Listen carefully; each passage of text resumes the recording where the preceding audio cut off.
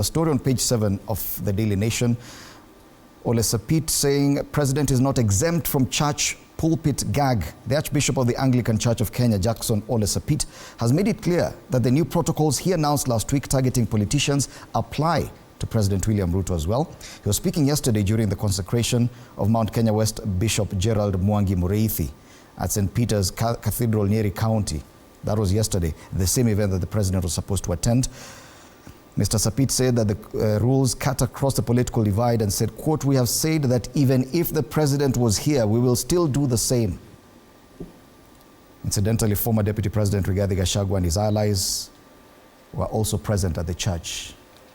Wanamutunga, it has not escaped our notice that probably this is the issue, that President Ruto maybe realized late in the day that the church was going to be a problem, because we hear he's talking at the AIC church in Nairobi that he would still continue donating to the church, na akasema wale wengine watu wa shetani hawatamweza. Could this be the challenge, that now he's encountering hostility even from church? Several factors. Number one, a church function is not a presidential function.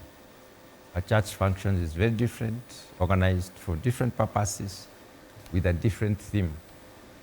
A presidential function is totally different, organized for the purpose of the president talking to the people.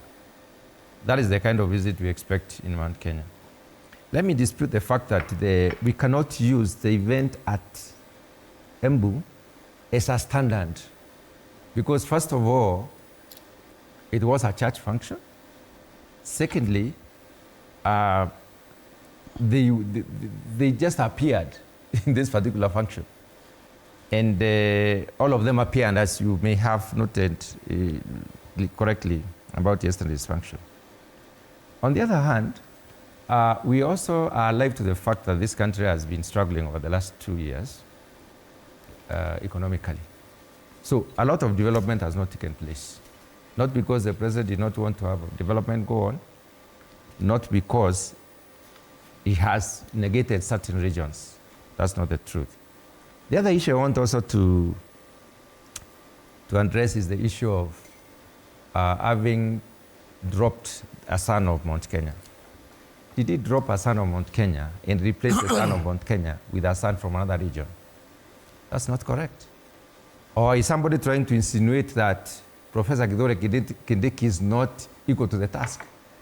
If you asked us as members of parliament, when we were doing the campaigns and when the president clearly said that the running mate will come from Mount Kenya, all of us, most of us, voted for Kithure Kindiki, because they were the last two. We voted for him. Mm-hmm. But the president, in his wisdom, decided to pick on Rigathi Gachagua. So this time around, it is A versus B.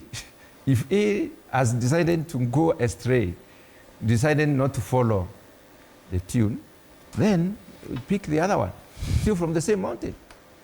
And there is no telling that this is not equal to the task. Finally, not finally really, the issue of cash, that those vouchers waiting for cash. Of course, we all know that development has to do with money. And we know how mega functions are organized. There is no dishing of money to a huge rally. It doesn't happen. There is nothing like that. You cannot pay people to attend a rally. I mean, it just doesn't happen. We've seen instances where people 10,000 people paying them to attend a rally. Is not Mutunga, are you disputing that it does happen? Not necessarily in Mount Kenya, but people are paid to attend political events. We have it in good standing that about happens. Rallies. Mm-hmm. If we have a presidential rally, I have attended many, and I have joined the president many times in some of these. I have never actually been party to it. I've never known it. It has happened in my place. And I've never, dished money for people to come and listen to the president. No, that's not true. Yes, money is important for development. In that sense, the vouchers could be waiting for development in form of cash now being, more aligned to the mountain. The other issue that is also important for us to look at is that development has not completely stalled in all sectors. Some work is going on.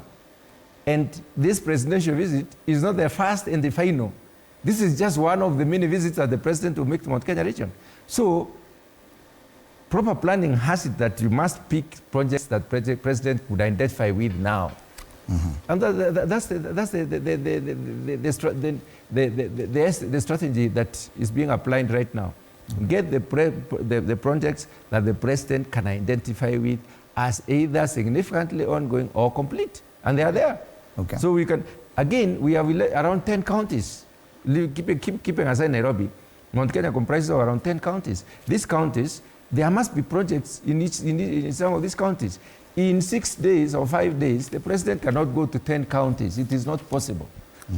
So you'll go to a few, and then where probably we have, and then sometimes after some time, maybe a month or 2 or 3 months, you'll go back to the mountain.